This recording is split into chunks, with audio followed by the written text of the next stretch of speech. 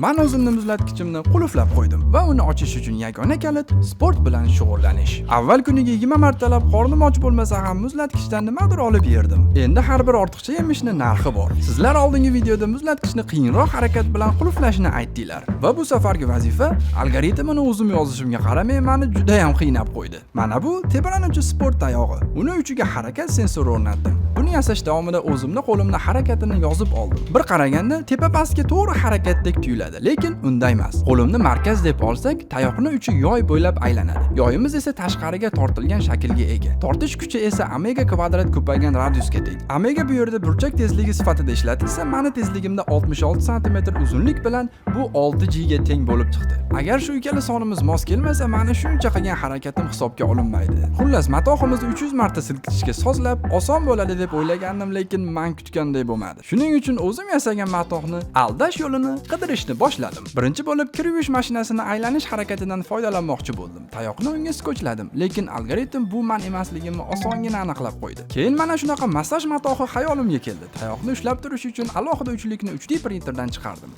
Baribir meni harakatimni takrorlolmadi. Sana qarab turdim. Keyin uni velosipedimga bog'lab, topa oladigan eng yomon yo'ldan yurdim. Hamma do'nglik har bir chuqurlikka tushib ko'rdim. Baribir bu men emasligimni bildi. Shundan so'ng men nima yasab qo'yganimni tushunib yetdim. U harakatga ochilmaydi. U aynan meni harakatimga ochilar ekan. Shunday qilib tayoqni oldim va silkita boshladim. 300 tadan 183 ga kelganda yelkalarim tinkasib qoldi. Boshqatdan boshlashga to'g'ri keldi. Uzoq muddatli mehnatdan so'ng va nihoyat ochildi. Bu safar shunaqa gaplar. Izohlarda muzlatkichim ochilish uchun keyingi vazifani yozib qoldirdim. Yana eng yaxshilaridan birini yasab ko'ramiz.